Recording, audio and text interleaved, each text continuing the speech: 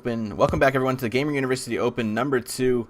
I am Fireflash. Joining me is Hari from DotaLive.net. So right now we're having BFB, which is a team of Merlini, Solera, Sayari, Rise, who's being stood in for today. He's not going to be here, and Koga and Pusha. So definitely a big team.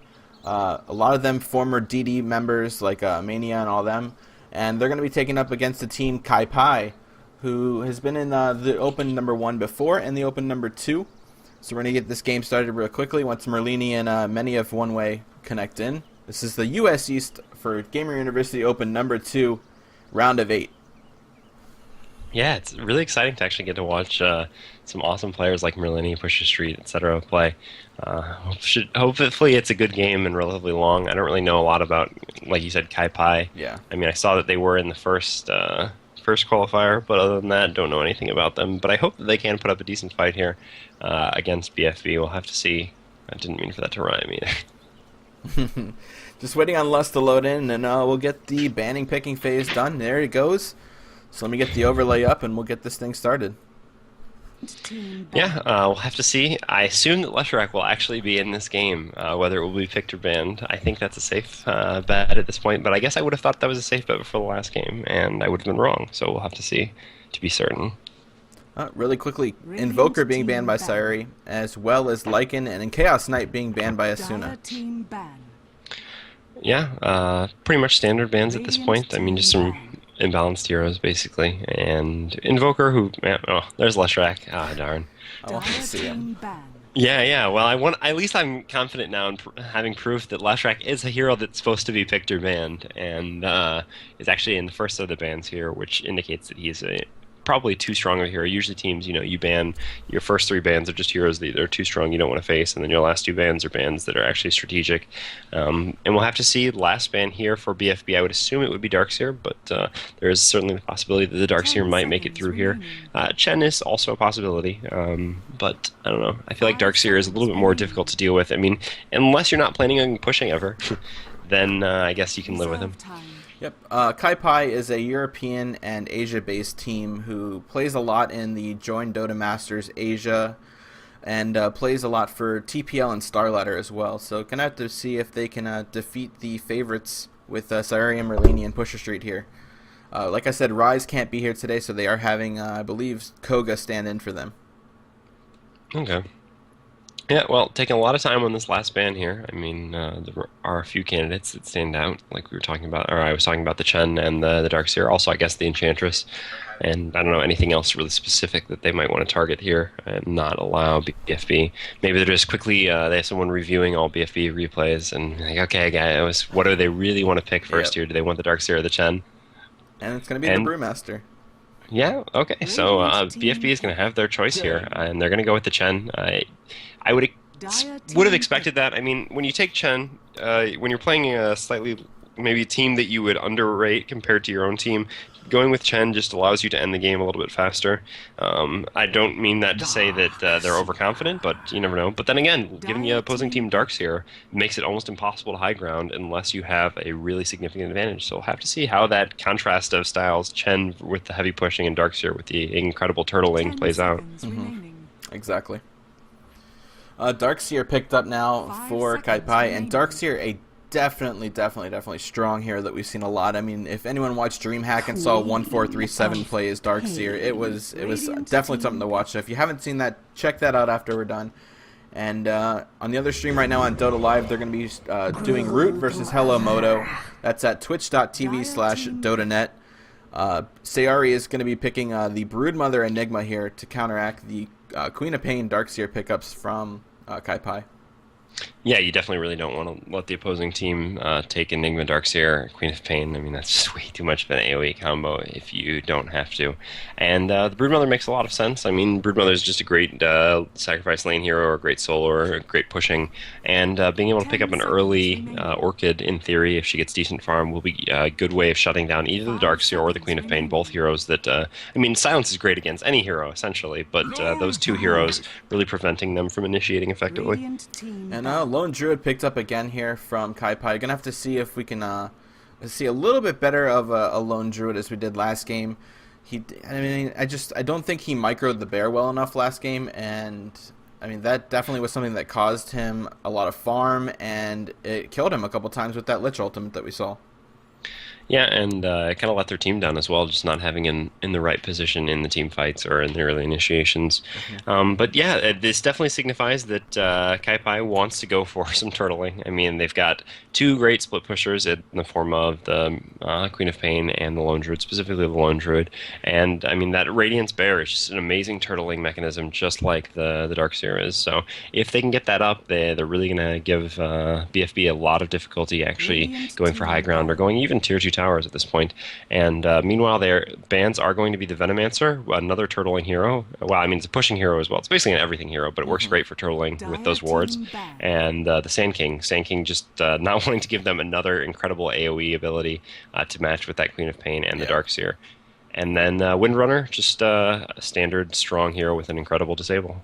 I'm waiting for the Shadow Demon pickup. Shadow Demon, a character that we've seen picked up a lot recently in competitive play, who just, as we saw in the first game of the day, was setting up disruptions that followed up with kills for Root Gaming.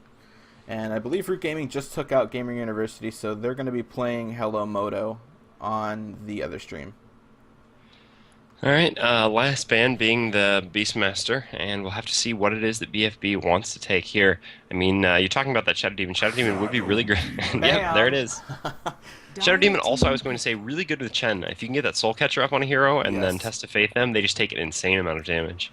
And also goes incredibly well ganking with the Chen, being able to disruption and then get the Chen creeps in perfect position and then basically go to town on an enemy hero with those disruption illusions doing a ton of extra damage. And then meanwhile, BFB stays true to form and takes another turtling hero. I mean, Tide doesn't just have to be turtling, but works great in a turtling strategy because if the other team forces a team fight, you have the trump card in the amazing Tide ult. Yeah, and we saw BFB ban out the Venomancer, the SK, the Leshreck, the heroes that definitely take away from the team fight. They have their own Enigma right now.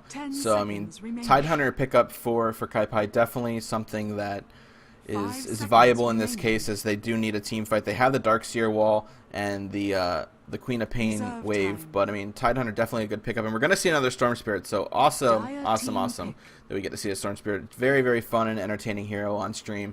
And going to have to see how they end up laning this. Yeah, and also that Tide ult is just a great ability to take the Enigma out of the black hole until the Enigma gets a BKB. I mean, unless you catch that Tide in the black hole, there's no way he's not going to be able to disable it from a safe distance with that Ravage. So that means either the Enigma is going to have to rush for a BKB, which the Dire really doesn't have anything to take him out. They could pick up a VS here if they really wanted to, although it's not necessarily a distinct possibility, but we'll have to see. But otherwise, the Enigma is really just going to be completely safe in that black hole, or in that BKB. Although I guess Entangled does go through BKB, doesn't it? From the Lone Druid Spare. Entangled goes through BKB. Although not necessarily a reliable way to take him out, but still I guess a possibility. Although actually there wouldn't... I'm not sure if the bear could actually hit an Enigma from behind. I mean, if he intelligently enough places the black hole on top of himself, it wouldn't work. I wonder if the Enigma places the black hole at max range, if the bear could attack from behind or not. Possibly, but I mean, the time that it took, I think the black hole would be over by then, and you have to get lucky on like a first hit entangle. So even that, I mean, they definitely have now a Vengeful Spirit going to be picked up here from Kaipi, so possibly going to see a roaming Vengeful here. Yeah, I mean, they've got essentially 3 solo heroes as kind of ode to the lineup we saw in the first game here with the 3 solo heroes and kind of potentially 2 roamers in the Tide and the Vengeful Spirit. I mean, Tide will be probably stacking and pulling as much as possible, assuming the camps aren't warded. And they're on the Dire, so even worst case scenario, he can always just pull that easy camp and then chain pull it into the medium or the hard camp. So he should have a reasonable source of experience, but will be able to roam with that Vengeful Spirit whenever they want to. But anyway, I want to go over the lineup, starting with Radiant. Yeah. Starting at the Radiant for BFB, we have Koga on the Storm Spirit, Merlini going to be playing that Broodmother, Storia playing the Enigma, Sayari playing the Shadow Demon, and Pusher Street playing the ever-famous Chen. Meanwhile, on Kaipi, we have Asuna on the Queen of Pain, Lust on the Tidehunter, Man of One Way on the... Man of One Way. I don't even know what that means, but on the Lone Druid, Pylai Die on Vengeful Spirit, and Barvar playing the Darkseer. And looks like we will have that Queen of Pain heading top with the Tide, and actually that Tide looks awesome. That is some sweet items he's got there. I was just zooming in on that. He's got the pirate sword. He's got everything. I actually played with one of my admins, Brad, who's a lefty. He has almost every single Tide item there is, and he played yesterday. He had the shark head and everything, and it's just like, wow. Yeah, I think Tide by far looks the coolest with the items so far. I mean, like, the cool sword and stuff for Dragon Knight and Juggernaut, Knight, that's one thing, but Tide's just a badass. So when you give him stuff like that, he just becomes that much more badass. And I like this, too, that he actually has that dead fish, because the fish was so awesome to have him dragging that around. And here you can clearly tell he's already eaten it, and he's bringing the bones to whack someone with, so it's pretty sweet. Potential first blood here on Darkseer. Koga coming in on him. Ion Shield will come up, though. Shadow Demon is there. Disruption coming down now. Yeah, I mean, interesting decision actually to go for that Ion Shell there. Could have been a little bit of trouble, but I guess he knew with the Shadow Demon on the other team that if he went for a level 1 Surge and tried to Surge away, the Shadow Demon would just Disruption him and burn out the duration of the Surge. So actually kind of smart going with the Ion Shell, because it makes it more difficult for them to actually pursue him, because they're going to take a lot of damage. Interesting matchup. I mean, two heroes that we don't commonly see mid here. The Enigma, who kind of was popularized the Enigma mid by MTW with Synderen doing that, and versus the Lone Druid, who's not very First blood going down there. Queen of Pain gonna take out Merlini and the Broodmother with the help of that Sentry Ward. But meanwhile, actually, looks like the Shadow Demon's actually trying to set something at bottom. Vengeful Spirit could turn around and stun here, but actually doesn't have enough mana. Will have the stun in 2 seconds, basically. The Iron Shell Darkseer is going to do a ton of damage to this Shadow Demon. If the stun does come out, and still 7 seconds on the disruption. Shadow Demon is going to be going down. Sayuri caught out of position, but Chen does come in from behind and will probably pick up this Vengeful Spirit kill. The Thunderclap has already hit the Vengeful Spirit, and she will be slowed for another second. And looks like someone has a lot of ping. 1,000 ping. Wow. I'd like to verify that. No, but I guess she could have a little bit ago, or he could have a little bit ago, and it just kind of isn't that way anymore. But yeah, had already lost the bear, which is pretty difficult to do with the amount of HP that thing has. So I guess ping issue does make sense. Let's see if this Vengeful Spirit does manage to go down here. Ooh, nice surge actually from the Darkseer. Didn't realize he actually did have that still off cooldown. Hadn't used that to close the distance on the Shadow Demon. And so it looks like they're both going to be fine. Nice coordination there from the Darkseer and the Vengeful Spirit. Mm-hmm. But Storm Spirit! Oh man, the Storm Spirit illusions almost killed off the Vengeful Spirit, but they expired at the last second. Yeah, he was using those to block the Ancient Camp. I guess if he controlled him a little bit sooner to bring him on top of that ramp, maybe he would have been able to get the kill. But still, nice job trying for that anyway. And yeah, so it looks like we're just going to be back to the lanes now for a little bit. The Darkseer is just continuing to keep bottom pushed out. I mean, I assume the Chen is he's gonna have to rotate somewhere, because the problem is with the Darkseer on the opposing team, it makes it really difficult for the Chen to come push bottom, because typically what you want to do with your Chen and your support hero is have like the Shadow Demon go smoke up with the Chen, go run to the Ancient Camp area basically, and come in from behind the tower and jump the Darkseer. But you're not really going to be able to do that with the Darkseer, because he constantly keeps the lane pushed out with that Iron Shell. So it makes it very difficult for Chen to come push this bottom to get a gank and turn into a push, or just push in general. So I would assume some sort of a rotation towards the mid to pick off that very squishy Lone Druid.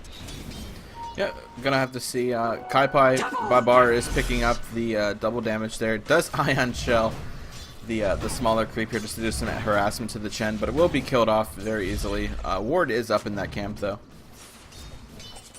Yeah, it's a nicely placed ward from Kaipi there. He is giving vision of the rune as well as blocking neutral camp. Pretty smart move there. At the same time, though, by placing it there and not placing it on that magical bush down by the other... Ooh, and actually, wow, they pick up the Broodmother again. That's really surprising. They've managed to get 2 early kills on the Brood... And actually, oh wait, no, that's their courier, but it's being chased by Spiderlings. The Spiderling actually does have enough movement speed to catch up, thanks to the slow, but no, the courier is going to be just fine with only 1 Spiderling left. And yeah, but I guess you got the Gush from the Tide as a slow, and you've got the Shadow Strike from the Queen of Pain, so they have managed to actually pick up 2 kills on Merlini here. Merlini being kind of careless. Yeah. Merlini, I mean, they had the easily positioned sentry wards there, and now more harassment coming in from the Asuna's dagger. But as we take a look here, I just want to say thank you very, very much to Dota Live for co-casting this, as well as to my admins helping out in the IRC. Thank you to Crazy Ronnie, Divine Purity, Bat Skater, and Lefty as well. Oh, and wow. Wow. Broodmother actually goes to 4 health there from another scream. I don't know, Merlini really needs to definitely be careful here. Queen of Pain does actually, fortunately, not have enough mana for another blink screen combo. Otherwise, Merlini could have been in a lot of trouble. Actually breaks his salve there with about, I think there was about 50 health left of it to heal. Doesn't actually get a last hit out of it either. Just kind of ran in and tanked the creeps.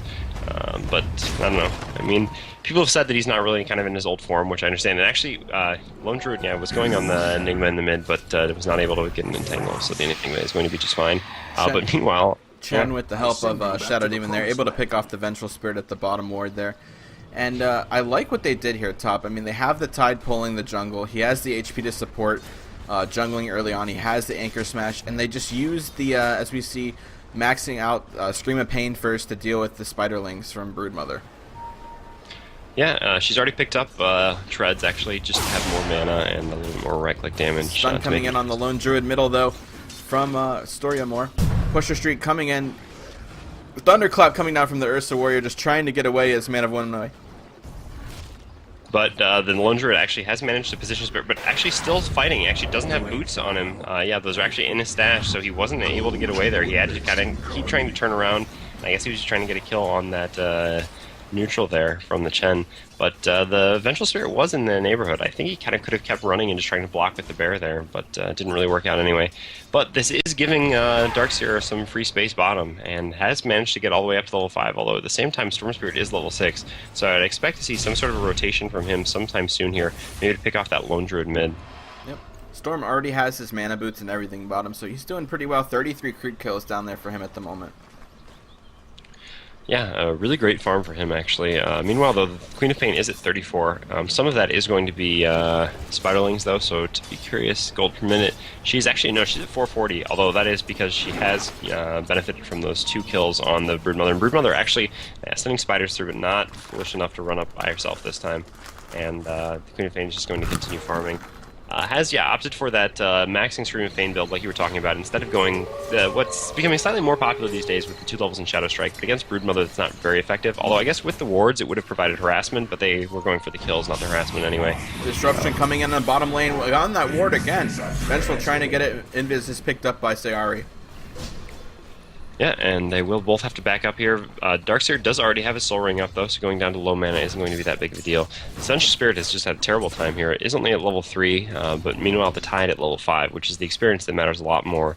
And like you were talking about, their jungle strategy with him has really worked. I mean, they are still behind on golden experience, because the Radiant does have a true jungle in the Chen, although Chen is only level 4, but also kind of having beneficial lanes. And Brood still being able to pick up a fair amount of experience top.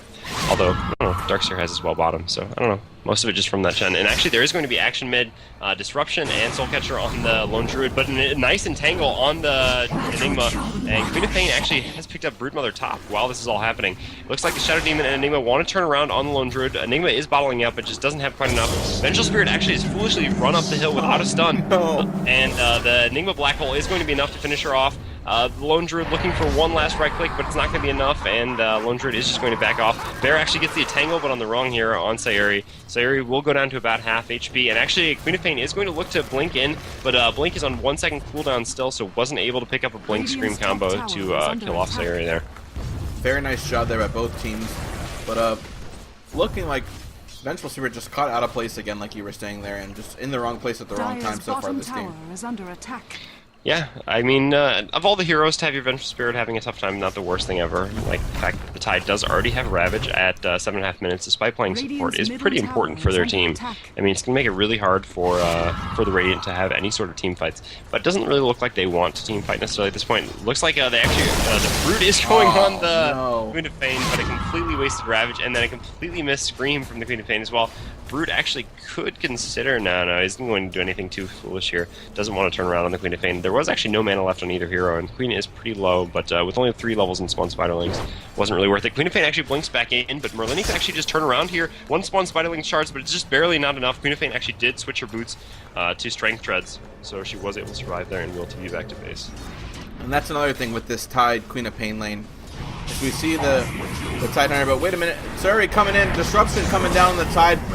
Spiderlings coming in, but Tide just too high of HP, going to be able to get away. But as I was saying, the Queen of Pain Tide lane here, we have Tide Hunter that can anchor smash the Spiderlings, and he's farming the jungle. So even if Merlini tries to put the Spiderlings in the jungle to farm, he's just going to be able to anchor smash those Spiderlings, and Merlini's not going to be able to get the farm from the jungle or the lane. Yeah, it's true. I mean, it's definitely a really nice setup. Being able to get tied against Broodmother in general is pretty good, but the way they've done it, yeah, they've really not given Merlini anywhere to get that farm. Except now he will have a little bit of free time as the Queen of Pain has rotated towards mid. She is looking to get a gank on this Enigma. Enigma has been sitting here farming for just a little bit too long. They're not really content with it, and they'd like to give the Lone Druid a little bit more space. They are going to try to loop around here, and this could be bad for either team. I assume there will be a TP in from them. Actually, Storm doesn't have a TP on him right now. The Entangle actually on the Shadow Demon. Shadow Demon disruptioning himself. Queen of Pain should get the scream here. One down. The Enigma does pop to the Queen of Pain ult. So 2 kills there. Just went down a little bit too fast, actually, even if I have any TPs in. Although still, Storm at this point should be carrying a TP scroll, because TPing to that mid tower, especially when no one has TP'd recently, would be so fast with that Storm. That's just an amazing counter gank. And also, Chen didn't opt to use Hand of God there either. Although maybe he just picked up that level 6 actually after that gank happened. I didn't actually see to be certain. It just only has 43 XP at the moment. Something to note too, down bottom, Darkseer is still level 6, not really getting the XP that's needed for that lane right now. And Koga pretty much soloed bottom lane. There wasn't really too much aggression down there besides the Chen. But just now hitting level 7, meanwhile Storm level 8, almost level 9. Yeah, I mean, the Chen has gone... I mean, he was level 4 just a little bit ago. He has actually spent a fair amount of time farming now. And just having him in there farming is just so strong, because it puts the fear in the Darkseer. And the Darkseer can't play up as much as he'd like, because he doesn't know exactly where the Chen is. He does have that nice ward, which gives him vision if the Chen actually comes. But, I mean, by then it could be too late if he sees him, and there's always the possibility of a smoke gank. But that ward is actually going to save his life here, as he does run back from the Shadow Demon. Although, as it turns out, Shadow Demon is coming just to place a Observer ward here, get the lane ward to Koga. I guess they didn't really want the Storm Spirit ganking at all. They're just happy to have him farming, because typically a lane ward like this indicates that you want just to have your hero farming down here for a while. You're not really looking to have that person move around. And so far, that's what Storm Spirit's been doing. And while Quap is roaming around, Broodmother's really getting the farm that she needs, and she hasn't been able to hold all game. We see her farming the jungle with her Spiderlings, and she's really just starting to wrap up. Meanwhile, coming to try to go on the Tide right now. Ravage is up at the moment, so we may see a Ravage come in here. Black Hole coming in on the Tide now, not allowing a Ravage at all. Maybe a little bit of an overkill there, but if Ravage did come off, he probably Meanwhile, actually, on the bottom, though, nice Darkseer vacuum, and Darkseer, though, is going to go down. Vengeful Spirit does have a stun, actually needs to stun someone here before he dies, does stun the Storm Spirit. Meanwhile, Queen of Pain has picked off the Shadow Demon. Storm Spirit is going to chase down this Vengeful Spirit. Vengeful Spirit salving up, isn't really able to juke there, though, and does end up going down to the Static Remnant from the Storm Spirit. So Storm Spirit picks up a double kill. Vengeful Spirit might have been better served there, just continuing running with that salve on. Queen of Pain is going to blink back in, but the Scream's not actually going to hit. Thinking about diving after the Chen, does pick up the Chen, but the Chen's creeps, amazing micro there. Net into stun from the Centaur means that the Queen of Pain goes down to the tower. So Queen of Pain making it not really worth it trade on her life. And in the entire time this has been happening, Merlini takes the top tier 1 tower. Yep, just able to farm as much as you can up there. And just using those Spiderlings like I was saying before that fight. Just roaming the jungle right now. Yeah, I mean, this is the great thing about the Queen of Pain on the sacrifice lane. After she's taken the tier 1 tower, she's pretty much free to go into that jungle and farm as much as she wants, and every time the lane basically comes back to the midpoint, then she can just start pushing it out as well. And she has that great ward up there too, which is actually going to basically let her know if anyone comes into the jungle through that point. So basically the only way they can come is from the right, from their base now. And also that ward will let her know anytime the lane passes that point, so she can immediately head back up here. Although, intelligently enough, Paikai has sent Darkseer up here, who is very difficult for the Broodmother to deal with, because obviously she can't use her Spiderlings against those Iron Shelled up creeps. Yep, he's able to put in 2 different Iron Shells with the help of his Soul Ring, and just put that added harassment as we see Merlini just trying to dodge in and out of the Ion Shell damage.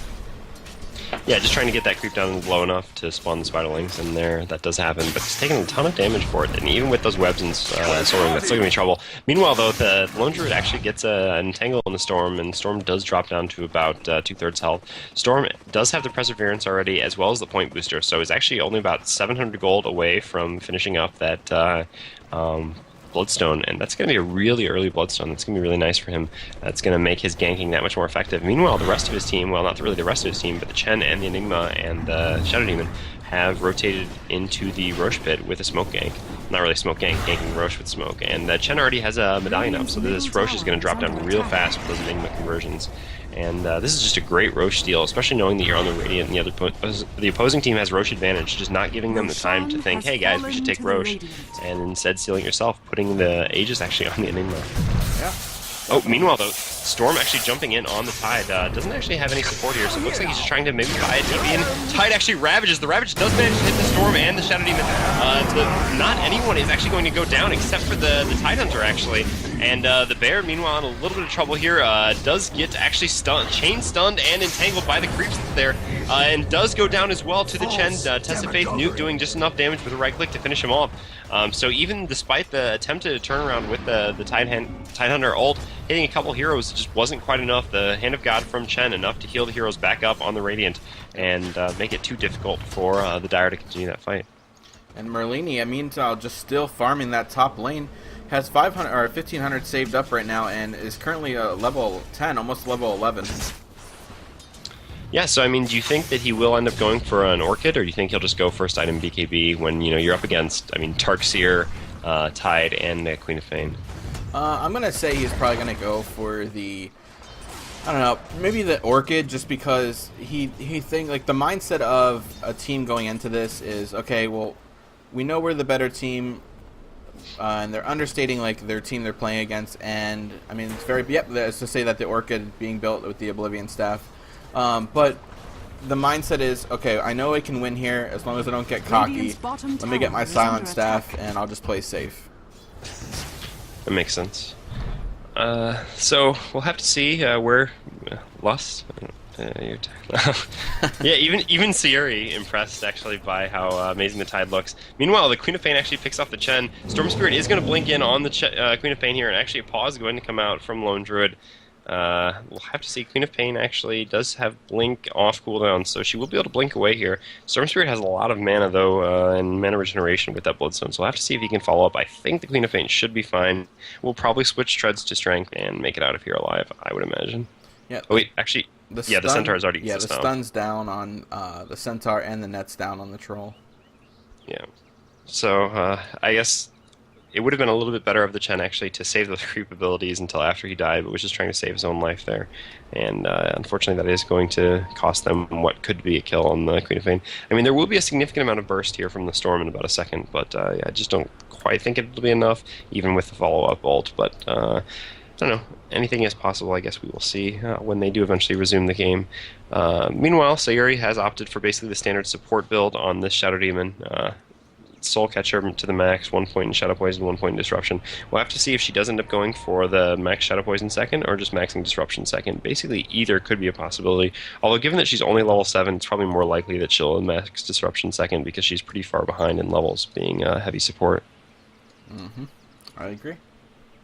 The other things, the Tide actually, he's level 8 now.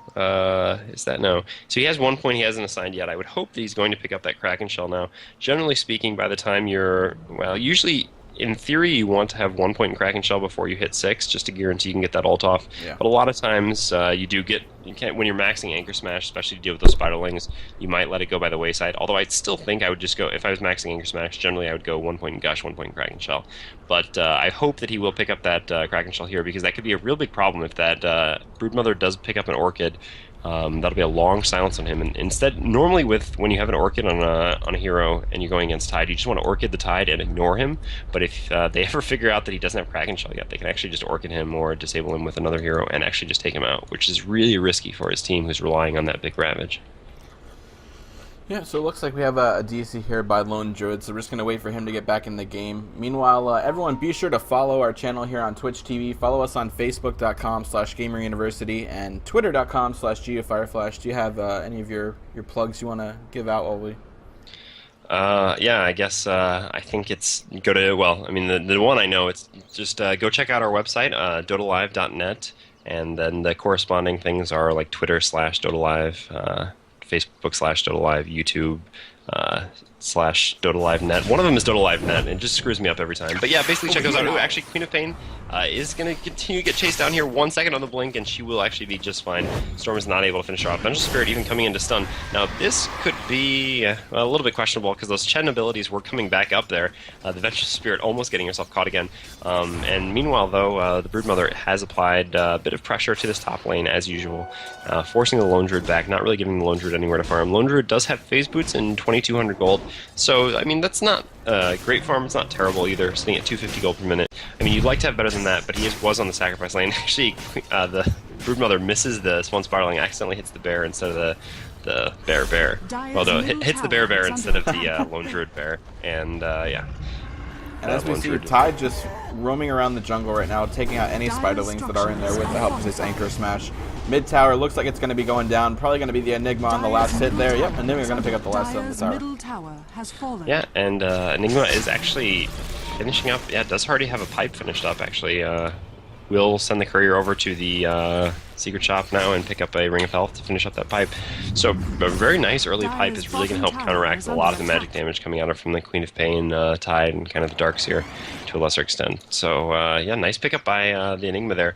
And at the same time, already has a Vitality Booster, which, by the way, I really like this. Yeah, I was going to ask you about that just now. Yeah, generally speaking, when you go for pipe on a hero, you want to put it on a hero who has a lot of health already, because the idea is, I mean, pipe does give the actual activation, which has nothing to do with how much health you have, but the percentage defense, which comes from magic resistance, only works effectively if you have a significant amount of HP. Mitigation is only effective when you have a large pool. If you have a small pool, the mitigation does even less. So by getting a Vitality Booster, it makes it so that the magic resistance from that the hood portion of the pipe that much more effective. So I really like him picking this up, and it's kind of like a mini mech. And actually, they are going to go on the Queen of Pain here, jumping in and see if the Queen of Pain will be able to blink out in time. Does actually manage to blink out before Storm can pull her back in. I was interested to see which would be faster. I mean, the blink does have a little bit of animation, but it requires actually finding the hero and clicking for the Storm. So yeah, nice play by the Queen of Pain there. It looks like they're probably going to take this Tier 1 tower bottom now with this heavy push coming in from Enigma, as well as Chen, all his creeps, as well as the demonic conversions here and pipe coming up now as well. Yeah, piping for a Tier 1 tower, that's not something you see every day. Usually it's piping for Tier 2s or more often Tier 3s, but this certainly works, and they do take the Tier 1 tower down. So all Tier 1 towers now taken down by BFB here. Wow, they still have 2 of their own up. And the Enigma actually does have an Invis rune activated, and he is running in here looking for the black hole, but so far hasn't found anything. Ooh, actually, hero's there, but doesn't have the BKB. He will get vacuumed out. It's so difficult for... Oh, all 4, maybe. Here it's going to be. The Tide actually doesn't have damage, though, still, and he is going to get knocked out of it. But this is still going to be a decent engagement for them. Darkseer Wall in a great position, though, is making it really difficult. Queen of Pain and ult actually not hitting a whole lot, but Darkseer manages to pull them back into it. The Aegis has been activated for the Enigma, though. Darkseer does go down. So far, it's a 2-for-2 trade plus the Enigma, so actually a pretty good fight for the Dire, all thanks to that amazing Darkseer Wall there. Let's see... Oh, and actually we are going to have a pause here, and we can evaluate whether this Enigma will be able to get away or not. He does not have a TP, so he's got a long way to run. But meanwhile, the Storm Spirit is already back. I don't know if that was a buyback or just the Bloodstone charges. That'd be really fast Bloodstone charges. The only thing here is the help of his Magic Wand. He has Pipe Up in 7 seconds.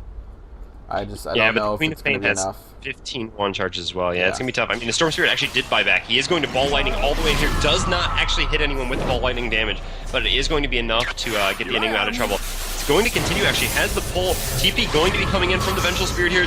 Blink canceled from the Queen of Pain. Will Queen of Pain go down? She will not, just barely surviving. Vengeful Spirit stun will be back up in a couple seconds, but deciding not to pursue with that Malefice and taking damage from the conversions, and ends up just being... basically a standstill at this point, as the Storm will actually have to back up as well. I don't really know what the Tide is doing here. I mean, he knows he has enough health that he can't really go down, so he's just going to scare back the Storm. But at the same time, the Broodmother has applied a ton of pressure to this top tower here, and it's actually going to get possibly taken down, actually, if they don't have anyone to TP up here in the next couple seconds. Yeah, definitely an interesting game so far. That was a great fight bottom. Meanwhile, top lane right now, Merlini taking the Tier 2 tower. And the bear here of Lone Druid just trying to do what it can, but not able to attack because Lone Druid isn't close enough. That tower will fall to the Broodmother, though. TP support coming in now for Queen of Pain, but not going to be in time. Yeah, I guess it was a good play. I mean, I was going to say that the buyback didn't really pay off for the Stormsphere. Ooh, Stormsphere getting a regen. Doesn't actually have a bottle, so has to activate that immediately. We'll see if he actually can find something to set up with that. I was going to say, though, the buyback for him didn't really pay off. I did look it up, and it was actually a buyback in the end, because they didn't actually pick up any kills with it, although it did save the Enigma's life, and they got a tier 1 tower up top thanks to it, so it actually did end up working out. Enigma actually in a really tough spot here, though. Is going to get Shadow Strike, does not have Black Hole or anything, so he can probably get bursted down. A ton of resist or survivability, though, thanks to that pipe and the Vitality Booster, and actually, wow. Great swap. But Storm is not done with you. You are going to go down regardless. Meanwhile, though, the Queen of Pain is chasing after, well, not actually anyone, because the Queen of Pain was disruptioned. Almost was able to do enough to take out the Enigma, but yeah, Enigma just with that pipe plus Vitality Booster, so survivable. And yeah, it really has been a great choice by him of items this game. It's made it incredibly difficult for them to actually kill him. Very, very nice game here by both players. Currently tied up 12-12. Experience difference 5,000 for the Radiant, which is BFB. And about 8,000 gold difference in favor of BFB as well. Looking at our GPMs, 410 for the Enigma, 431 on that Storm Spirit, 420 for the Queen of Pain. Yeah, I mean, the Queen of Pain does have nice farm, and actually it looks like they're going to try to go on the Darkseer here. I don't think there's any way they can keep him. Well, the Black Hole Enigma, yeah, 18 seconds, so I imagine the Darkseer will be able to get out here. He is going to Iron Shell himself and actually going to try to turn this back around, uses his ult, and they're actually going to be in a lot of trouble here. Sayuri just running back and forth, not exactly sure what she wants to do. Storm is going to blink in here, though, and yeah, actually able to finish off the Darkseer. The illusions from the Darkseer wall doing a fair amount of damage to Sayuri, but Sayuri does manage to live. Nice disruption on herself, actually, to save her own life there. Darkseer, almost a really big play there, but just fell a little bit short. Still, gotta applaud him for the effort there, really trying to make something out of nothing. A very nice attempt there. Oh, Sayuri goes down to the Darkseer illusion from Storm Spirit. Ouch. Yeah, I didn't actually, I had gone away. I just assumed nothing more was going to happen, but illusion too strong. But yeah. Well, I guess just a little bit careless there from the Shadow Demon. I'm pretty sure she was fine. There actually were no illusions left. In theory, she could have just waited down in the trees until the wall wore off, but I guess she wouldn't try to get out of there. Or maybe what happened was she was sitting in the wood still. Storm Spirit ulted through the wall. Meanwhile, top coming in, Dust coming in by Pylai. Will get the stun off. Gush coming in from Lust. Queen of Pain doing the scream. Swap back. Merlini is going to get picked off. Queen of Pain with the last hit there. Anyway, so you were saying what happened on the Storm top? Spirit ulted through the wall and went to kill the illusion, and he turned the illusion back and two-hit the Shadow Demon still in the woods. Yeah. Well, nice heads-up play there from the Darkseer, at least using his illusion after he died. I guess you don't have a whole lot else to do. Meanwhile, though, the Radiance is actually up for this bear now, so that's a 23-minute Radiance. It's not good, but it's not horrendous, considering that he already has phase boots. We'll have to see what they can actually do with this now, though. I mean, he's had a fair amount of time to farm now. I mean, in the beginning he was getting kind of pressured a lot, but he has kind of turned it on in the mid-game. Well, not really the mid-game, the early mid-game farming now. So we'll have to see if that is enough to really put a dent in BFB's pushing ability, or whether the pipe will still just be enough to counteract it. And the Enigma actually almost has his BKB now. He's only, like, what, 1,000 gold away from it, so that's going to be really difficult for them to deal with as well. Yeah, Queen of Pain almost has her BKB as well. She has that Aghanim Scepter, which is going to increase the or decrease the duration of the Aghanim. Tide Hunter. Yeah, wrong place, wrong time. Soulcatcher going to come out, Storm blinking in, and yeah, that's a really dead Tide. I don't think they should be continuing, and actually the fact that they've come up this far means that they're going to get caught out. Does Tide have a buyback? He's going to have to. He buys back. He's going to TP the tower, but the Lone Druid is already dead. Darkseer gets a nice ult off, but it's just too late. Tide should have bought back immediately there as soon as he saw his team caught out of place, because they really need that Tide ult. But meanwhile, Queen of Pain is able to pick off the Brood top. Still not even remotely worth it, losing 2 heroes and forcing a buyback just to pick off 1 and a tier 1 tower. Yep. The tier 1 tower will fall down there, and Dire going to get the last hit on that. Meanwhile, looks like the Sayuri, Pusher Street, and Storia team is going to go take Roshan yet again. Yeah, unfortunately they have actually nothing to convert up and make Eidolons out of, so it's going to be a little bit slower, but by a little bit slower, I mean not really at all, thanks to this total damage. Queen of Pain. Oh, big play alert. Doesn't have the ult though, so she's going to have a team to follow this up, and Storm is actually playing defense. A nice illusion there from the Enigma, scouting out above the hill, and the Queen of Pain is forced just to back off. Storm Spirit comes in and takes the Aegis of the Immortal. Mine. Interesting that he ended up going to treads after the Bloodstone. Typically, you would see travels on a storm after he picks up Bloodstone, especially on a team with Chen, because with those travels, you can basically jump in with the Chen TP back on you, go for them on basically 2 seconds, try to bait some abilities out, and then immediately BT travel back. I don't know why I just said BT travel. Every one of their heroes has a way for Storm to TP. They have the disruption illusions from Shadow Demon, Chen's creeps, the Spiderlings from Brood, and the Eidolons by Enigma. So I mean, definitely would have been a key thing to get there, but may just want to get the extra health or mana when needed. Yeah, I mean, this is kind of, I guess, a little bit... I mean, it comes online sooner, having the treads, and I guess there's something to be said for that, since he wants to get to that hex as soon as possible. They were pushing down this tower here, scared off by a lone Brood. I'm kind of surprised with that lone Druid that they didn't continue on that tower, but they have no vision basically in the woods at all, so they didn't know how many of the Radiant heroes were actually there trying to set up on them. So just made the safe call and decided to back up. Although I don't know how much playing safe is going to help them. I mean, they have a Tide ult, so they really need to, when they do have these ults up, kind of be daring and take towers like this. Especially now that the Enigma has BKB, they've kind of lost a lot of their opportunity because they have nothing that will take him out of that. And with how much health he has and that BKB ult, he's really going to lock down probably at least 2 heroes in the next team fight guaranteed for 4 seconds. Exactly. We see GPMs are now 451 for the Storm Spirit, 437 for the Queen of Pain at the moment, are leaders for both teams. Yeah, any other interesting item pickups recently? Nothing too much. We see the hood on Defiance on Darkseer right now going towards that pipe for his own team. Gonna be a lot later than our Radiant team. BFB though. Yeah, still, it'll just certainly help. I mean, there's still a lot of magic damage coming out from the Radiant, so they'll be happy to have that pipe. The Lone Druid should have his bear up a little bit further here. I guess you can actually disruption a bear, can't you? Yes, I believe so. Yeah, so didn't really want to face 2 Radiant Bears facing them down. That's the one problem going up against the Darkseer. So weren't able to use the bear as aggressively as they like. Darkseer actually surging himself forward, but yeah, realizes that there's absolutely no one there.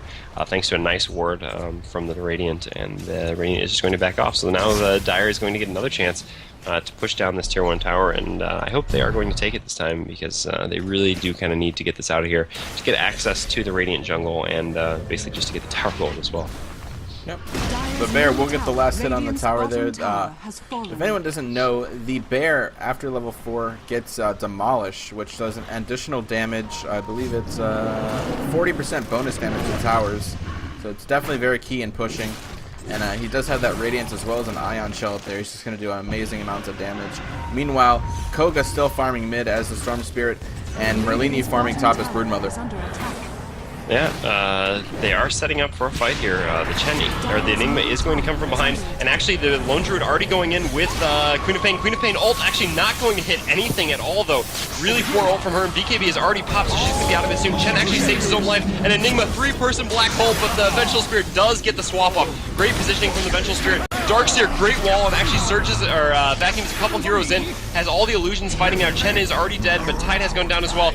Lone Druid Bear does manage to get one last right click off on the Shadow Demon, and Aegis is down from the Storm. So a great fight here so far from the Dire. Don't know how that happened, and not the fight, but what I just said. Storm Spirit actually does blink forward, tries to pull someone out. Orchid is up on the Brood, so Brood is able to do a fair amount of damage to this no, vacuum, no, not in time, actually. The Darkseer will go down, and Storm Spirit is not done with all these Bloodstone charges. He's able to basically chase continuously on these heroes.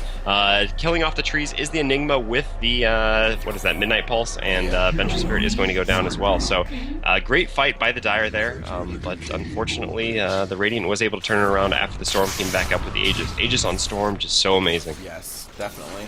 He's able to get it back up and just boom all around the map, taking out every last hero, cleaning up the fight, just what a Storm should do.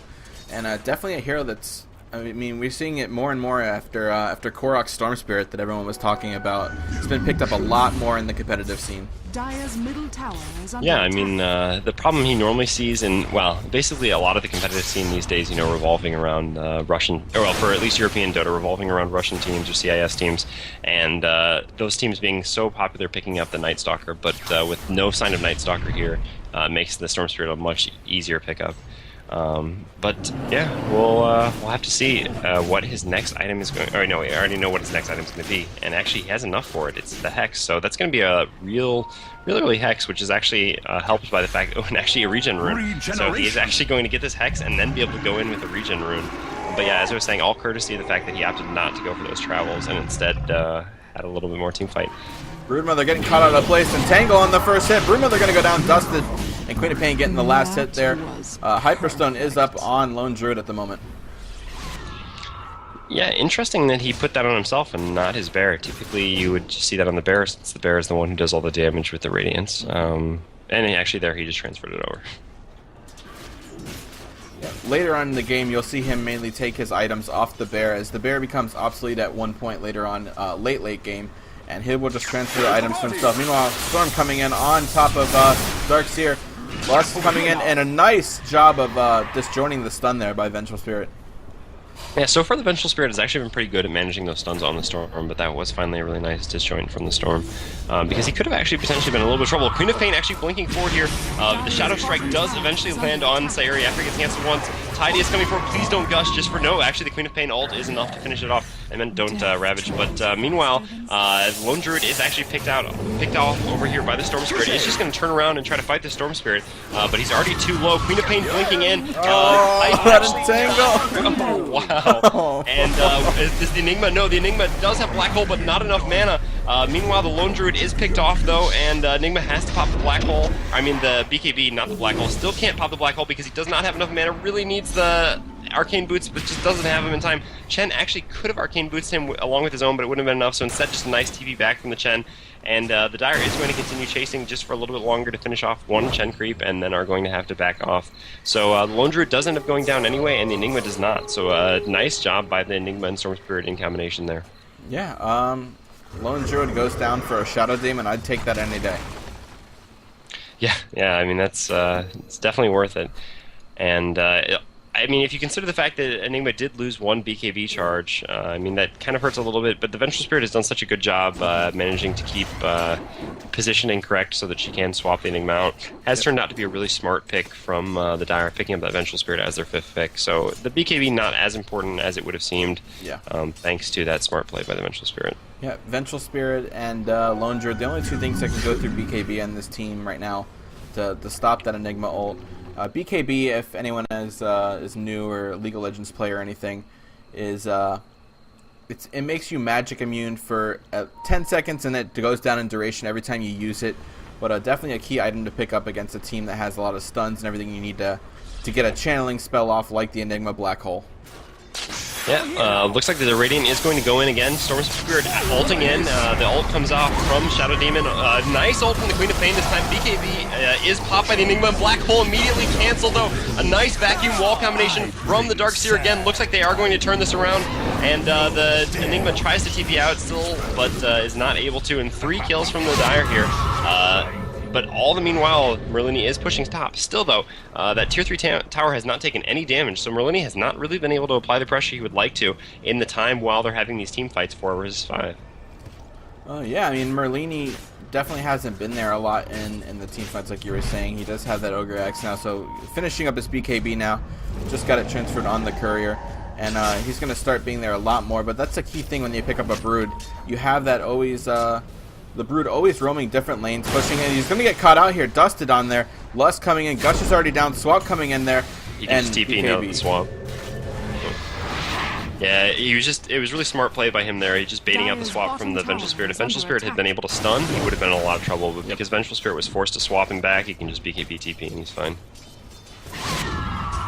So taking a look right now, Merlini 0-6-3, but he has 184 creep kills at the moment. Koga playing the Storm Spirit 7-1-7. Asuna on the other team 11-1-8 on that Queen of Pain. With over 200 CS too. Yeah. Looking at our experience charts right now, in the favor of the Radiant, 8,000 experience in favor for them, 7,500 gold experience in favor for the Radiant as well. Yeah, still though, I mean, it is starting to dip back down a little bit towards the Dire. just because of a couple nice team fights that Dire have managed so far. The problem really is that basically the Storm really needs to get a BKB, essentially, to be able to move around in that Tide Ravage. Tide Ravage every time disabling the Storm for just a little bit too long. That or the Storm can't be the first one to jump in each time, which he has been doing, and I mean, that's good, that's what a Storm is supposed to do, but unfortunately with the Tide counter initiation, it's made it really difficult for him to actually deal a fair amount of damage, and that's basically the thing they've been lacking in the fights. They've had a fair amount of control and plenty of healing, but or protection with the pipe, but they just haven't really had the damage, because that's what they've been relying on the Storm for, at least up until this point. I mean, the Brood does have her BKB, so she actually does get involved now with Orchid BKB. I mean, they will have a fair amount of damage coming out of her, but still, they just kind of need a BKB on the Storm at this point. And yeah, if you look, he actually has his Ogre Club Blacking Bar, as I say it, in his stash, so it was almost to his BKB. And he has that Hex like we talked about earlier. He's be able to zoom in and out of fights. As we see him coming up on the Darkseer here, he will sheep him before the Surge goes off. And looks like he will just have to back up as TP support is coming in from Vengeful Spirit and Queen of Pain. Yeah, I'm pretty sure he knew there was no way he could kill the Darkseer there. He's just trying to force TP support, and actually his team is in here now. Is he going to be able to know his pull is off cooldown along with Hex? Darkseer, nice vacuum, but Vengeful Spirit's going to pay for it as they realize, okay, we can't kill the Darkseer, we're just going to kill the Vengeful Spirit instead. And this will probably turn into a push on this tier 2 tower here, which is pretty low. I don't imagine, the Dire is not going to be able to defend this. Meanwhile, Brood getting caught out of place top with 150 HP at the moment. BKB already used. And looks like Merlini will be okay here, but Sentry Ward play there from Tidehunter and Queen of Pain, able to try to take down the Broodmother. Yeah, Queen of Pain almost has her Hex, which will really help them pick off that Broodmother. Looks like the Radiant is going for Roche again, but they did not smoke up and they ran right past a ward, so the Dire is going to be able to try to defend this at least, sending the Radiant Bear in there to try to burn them down. And it looks like that will be enough to scare the Dire or the Radiant back off. Maybe? Yeah. Looks like they're not quite sure about it now. They know that the Queen of Pain is still stuck up top, so the Dire is missing a large portion of their AoE damage in a team fight. But it looks like the Dire's going to go for it anyway. Enigma actually blinking back out just in time before the Radiant Spirit affects him. Storm Spirit has caught the actual bear himself. Darkseer, a nice wall again. But the Radiant's just going to back off and ignore the wall, and then they'll probably head back. But the Dire isn't done here. They're surging the bear forward, looking for an entangle on Sayuri. It doesn't look like they're going to get it, though. Tries for the Chen instead. Gush coming out. If they over-pursue too much here, they could fall right into a big Enigma black hole. Perfect opportunity for it here. If the Vengeful Spirit comes up or gets picked off by the Storm, Storm doing his best to try to pick up that Vengeful Spirit on the back end. But Vengeful Spirit is going to live, and it looks like both teams will actually just be forced to back off now. If they'd known that they'd had the coordination there, Enigma would have jumped on those 3 heroes with the black hole. I think they could have just communicated. I think Dire's going to be able to snipe the Aegis here, too. There's nothing Radiant can really do about it, so Aegis going to get picked up by the Queen of Pain or the Lone Druid. Yeah, really smart by the Dire there, continuing to push after the Radiant, even if they knew they couldn't necessarily kill them, or maybe they're just hoping for an Entangle, which would have killed them. But even without getting the Entangle, they forced the Radiant back enough that they were able to pick up this Aegis and this Roche. And I think that's actually the third one, right? Or was that only... Yeah, that was the third. So where is the cheese? Cheese is on the Lone Druid. Oh, actually, Storm Spirit and Enigma going in on the Mega. Enigma going to be able to get a big black hole. All 3 caught this time. Really walking right into it. Queen of Pain will be back up with the Aegis, but the Tide is already dead. Didn't actually get to use his ult before dying here. Darkseer probably going to go down as well. Storm Spirit jumping after him, but Darkseer's Surge is enough to get him out of there. Meanwhile, the Lone Druid doing a fair amount of damage with his bear, but the Queen of Pain ult hitting only 1 there. But Merlini was able to just tank the bear using his ult, but the Lone Druid summons the bear back up, gets an entangle on Chen. Chen can definitely go down here. Meanwhile, the Broodmother realizes, okay, I probably shouldn't be here, and is going to just back off. They had no way of seeing her, so ends up being a 1-for-1 trade, but they do take down the Aegis as well, and did no, the Lone Druid did not actually have to pop the cheese. Oh, wait, Storm Spirit is not done. Actually, this fight is not over. Vengeful Spirit getting a stun on the Storm Spirit. Storm Spirit not going to go down, is going to be able to jump away. Entangle catching him, though. One more right click from this Queen of Pain is enough to take down the Storm Spirit. The bear still chasing after Sayuri. Queen of Pain jumps in, screams. One more right click will be enough. Radiance Burn is actually going to finish her off. Does get her ult off on the bear, but the bear just pops the cheese, turning back around on the Broodmother now. Broodmother is dusted and gets popped by the Queen of Pain ult. Ult back off cooldown thanks to that Aghanims. And a huge triple kill there from the Queen of Pain. This is going to turn into a push right down the middle from the Dire. Fortunately for them, thanks to the Bloodstone charges, Storm Spirit will be back up pretty soon. That's exactly what they needed here from the Dire to really take control of the game again. They were able to push off that fight there before and able to steal the Aegis, but now with that help of that team fight there, now they're able to possibly take tier 3 tower here. Radiant structures. Yeah, extended fights just really do not favor the Radiant at all. With that Radiant Burn constantly coming out, the longer and longer a fight goes, the more difficult it becomes for the Radiant to survive all the AoE damage coming up from the Dire. Storm does have his BKB up now, is jumping in, is going to take out the Vengeful Spirit right away, but it is just a Vengeful Spirit. Queen of Pain throws out a counter attack. Scream does do a fair amount of damage to Chen, but Chen is going to just run back. Meanwhile, the bear is just beating on the Rax here. Queen of Pain going to be perfectly happy to try to buy as much time as possible. Disruption comes out on the Lone Druid himself, but he does manage to take down the melee Rax. He is going to have to try to run out here now. Does get ulted from the Shadow Demon. Tide comes forward with a huge Ravage. 2 heroes go down. Let's see if there will be any more. Enigma really close to death, but the bear is not able to pursue. Too low HP and cannot be resummoned. Storm actually does jump forward and manages to finish off the bear. Lone Druid taking a fair amount of damage. Hex from the Storm Spirit. Storm Spirit 2 more right clicks, but the Lone Druid just has a little bit too much health. Is going to try to TP out, but does go down to the Storm Spirit in the end. Storm Spirit really low mana now, but does have 10 Bloodstone charges, so should be just fine here. Tide gonna look for Gush in 1 second. Queen of Pain Scream actually, our ult actually finishing off the Storm Spirit. Queen of Pain on a godlike streak. Meanwhile, the Broodmother was chasing after the Darkseer, but Darkseer is able to surge and just get away. Queen of Pain actually, oh no, I thought she was not done. God, she's crazy, but actually just blinking towards the neutral. Okay, great job there by the Dire team as well. Looking at the experience now, back down to even. It was just up over 10,000 for the Radiant. Now it's back down to even. They've brought it back. Still 5,000 gold differential. Looking at GPMs, 480 and 439 for Lone Druid and Queen of Pain. Meanwhile, the Storm Spirit is at 479. So definitely doing what they can to get themselves back in the game. They do have the kill advantage lead now 29 to 23 in favor of Team Kaipi taking on BFB. Oh, and Queen of Pain actually going to pick off this tier 2 tower down bottom too. That's really unfortunate to just get an easy tower like that, not denied for the Radiant. So yeah, this is going to bring Kaipi basically back to even in all the stats that matter. And unfortunately, the Radiant just weren't able to really push enough early on to take advantage of their heavy early pushing lineup. But now that the Bear has had the Radiance for a while, it's just become very difficult for them. I mean, and they've had to fight 4 versus 5 a lot, which would be worth it, like I was talking about, if Merlini had managed to do a significant amount of damage to the top and put enough pressure there. But they shut him down so much early on that he just hasn't been able to get that amount of pressure he needed. Although I still question, I feel like he might have been able to, but it's just there's so many heroes on the Dire who can just push him back effectively with that tie with the Queen of Pain, with her Aghanims, with the Darkseer, and with the Radiance Burn on the Lone Druid that he just hasn't really ever been able to. And Koga was up to 15 charges on his Bloodstone, now back down to 6. Paw's going to be coming out here by Team Kaipi. And like you were saying with the Broodmother, it's just, right now she's 0-7 and just having a really, really rough time up there. She is trying to support as much as she can. Tide has a Ghost Scepter up now as well as a Push Staff. No blink on him yet. And we see that the Assault Cuirass is just about finished here on the Lone Druid. Yeah, he's actually, he bought a Mithril Hammer, which is real strange. I mean, I gotta assume he's going to finish off the AC first. Is it maybe on the courier? No, but I mean, he has enough money actually to finish it. No, it actually doesn't have. No, yeah, he does. He just has to transfer the items. And so has actually bought the Mithril Hammer as well, assumably going into a BKB for himself, I would guess, or maybe Deso, but I would assume BKB.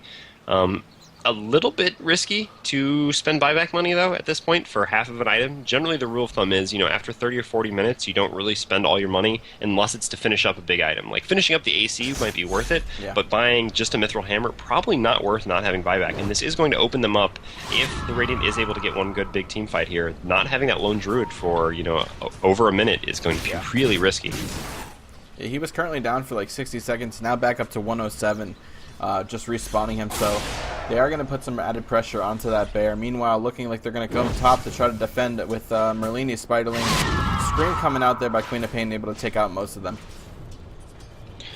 Yeah, again, they've done a really good job paying attention to this Brood and not letting her do anything. And Tide actually does have that Force Staff that we saw in that last fight mid when he Force Staffed himself forward as well as a Ghost Scepter.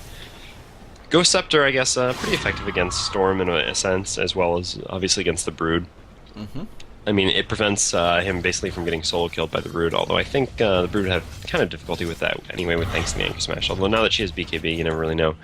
Meanwhile, Chen does just have basically the same items he's had for a while, plus a cloak. So nothing really new on him, although that's kind of what you would expect from Chen. And it looks like the Dire is going to group up to push down the last tier 2 tower that belongs to the Radiant top here. Yeah, I mean, It's very, very interesting how this game has turned around. BFB was definitely in the lead for a good advantage there. And then that Roshan snipe came, and it just seemed like the moral and the momentum went into the favor of the Dire. Yeah, it's just, I don't know, it really, the mid-game MVP for the Dire by far was that Darkseer. His vacuums and walls were definitely what saved them, and that's just why it's so risky to give an opposing team Darkseer, especially when you're trying to go for a push lineup. Exactly. Queen getting the last hit on that tier 2 tower. Yeah, and it looks like they might not actually be done here. And actually, we saw the Lone Druid actually decided to go for a Maelstrom, I think is what he's using that Mithril Hammer for. Yeah, it does have a Maelstrom up now, so using that even for pushing. Vengeful Spirit actually caught out of position here, is definitely going to go down, which I guess can be construed as a little bit of an opening for the Radiant here. And actually the Enigma, yeah, he's blinking forward, but he's just going to get found by that Bear. Bear's just going to Radiance burn him for a little bit, not doing a ton of damage thanks to that pipe and the amount of regen he has. And looks like he actually wants to catch this Bear. If they do kill this Bear, this will actually be... Oh, no, he can actually just resummon it right now. Yeah. But now they have to be really careful, and this could actually be an opportunity for the Radiant to push. Yeah, I was going to say, they're going to want a team fight here. Enigma does have the BKB. They're going to want a team fight while the Vengeful Spirit's down because they don't have that stun or swap advantage with the BKB up on Enigma. I mean, if they want to fight, now's the chance, but they can't force it. That's one of the key things. They cannot force a team fight and have it turn out wrong. We do see a gem now up on Darkseer as well. Yeah, and he has the point booster, so he probably is going towards the Aghanims. Aghanims, you know, certainly not as effective as it used to be on Darkseer, but there's a fair amount of right-click coming out from the Radiant. Not a ton, but not none, so I guess the Aghanims will certainly do something. And it's just a nice item anyway, because it just provides nice stats and will make him that much more difficult to kill. Looks like the Radiant might actually think about rotating around here to try to pick off this Queen of Pain, who is up here catching creeps. Oh! But the Nullstone actually is going to save her life. Storm blinking around, but has already used a ton of mana just to catch her. The Soul Catcher is going to be up on her, though, so she'll take a fair amount of damage, but a big Vacuum Ravage combo. Man. Oh, wow! Koga and Pusher Street. Well, Pusher Street actually able to heal himself back up, but probably going to go down as well. Enigma does jump in and get the Black Hole, but immediately swapped by that Vengeful Spirit. Vengeful Spirit been saving their day all day from that Enigma, although to be perfectly honest, with his teammates running away, even if the Black Hole had lasted, it probably wouldn't have done a whole lot. And he's going to die as well. Blinking actually out, but Gush from the Tide vacuum back in, stunned from Vengeful Spirit, and he is dead. Meanwhile, Brood just hoping to be able to get this tier 2 tower mid, but it looks like the Dire will rotate over here in time, and they will be forced to back off. So the Queen of Pain's new pickup of that Nullstone, definitely saving her life there, made it much more difficult for the Radiant to initiate on her when she was out of position from the rest of her team, and that blink over put her in a spot where they could easily come in and save her with that nice vacuum ravage combo. Definitely again with the Dire and now catching Merlini out of place. Sheep coming in and Tangle. Queen of Pain coming in. Now this is going to be it's going to be a middle Rex again. Yeah, I mean, I assume they will go in through the mid here, but I got to guess they're going to be going for something other than mid Rex. Probably heading towards the top or bottom. With that Bear to tank, they can easily take a tier 3 tower jumping through here. Unfortunately, there is still backdoor protection, but the Bear just does so much damage that it doesn't really even matter. And actually, are they just going to go for the GG here? Not even. No, they're going to head down to the bottom Rex now. Intelligently enough, the Enigma does not have buyback. The Brood actually does have buyback, but without the Enigma, it's not really going to be that helpful. Although she's going to have to buy back at some point. Although the question is, what can she really do? The Lone Druid can resummon the Bear now too, so even that opening is lost. Darkseer tries a vacuum, but it doesn't catch anyone. But both racks are dead, as well as the mid racks. Pusher Street gets swapped in. Queen of Pain getting an ult off. Does do a fair amount of damage to the Brood Mother. Brood Mother is going to pop her ult, BKB, and try to turn back in. Vengeful Spirit does go down to the Storm. Storm already at half health, but just running past the fight. Queen of Pain just hitting there and right-clicking people, but Brood is going to do more right-click damage than she will. That is until the Lone Druid comes in and entangles her, and the Brood Mother goes down, and that is mid and bottom racks, as well as a significant advantage everywhere else for the Dire thanks to the kills. And that's going to be really hard for the Radiant to come back from, although Storm is going to try. Queen of Pain looking to set up for another big ult. Doesn't have it for 8 seconds though, and Storm is able to finish off that Lone Druid actually, but Queen of Pain just right-clicking and screaming down the Shadow Shaman, or Shadow Demon. Enigma not going to get away, pops his BKB really for nothing there. Unfortunately, did not have his ultimate up. Yep, and Storm is actually going to probably be... Oh, no, not just fine. Queen of Pain ult coming back off, but Storm disjoints the Shadow Strike and will actually survive. Ooh, Queen of Pain taking a fair amount of damage from the tower there. Storm actually thinking about jumping after her, but not really worth it. And, well, no, there he goes. Actually, one right click, not enough. Went down to 40 health. And Storm is having to be content with just farming creeps and trying to push out the mid and bottom lanes. Queen of Pain, 23, 1, and 10. Wow. Yeah, I mean, generally speaking, Queen of Pain farming lanes up top, not the most effective thing ever. Usually you want Queen of Pain roaming, but this time they've definitely made that work. Turned a skeptic from me into a believer, and there is a Roche back up now, and they're going to head over to that as well. I guess giving Queen of Pain the Aegis because, well, you don't really want her to ruin this beautiful 23-1 in 10th Street.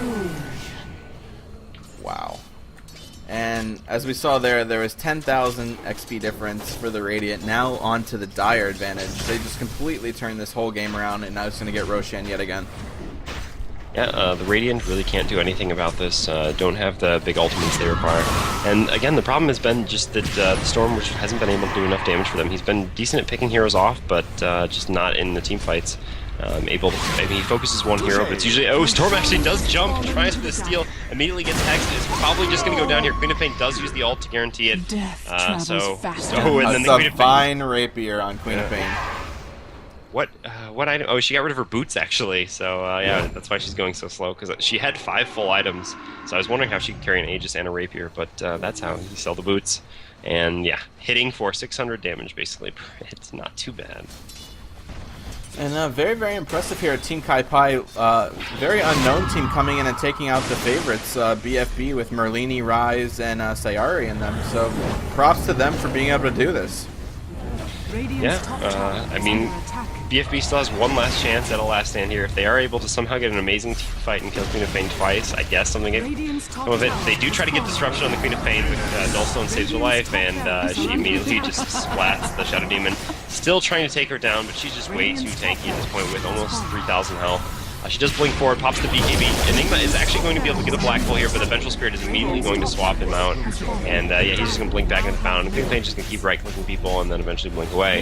And they're going to content themselves, if they can't kill heroes, to just kill the rest of the base. Yeah, I don't know. That's pretty much it. And GG does come out from Bushy Street. So that's going to be it. We'll be back with more action here for the Cambridge University Open number 2. Right after this, stick with us, guys. Thanks for watching.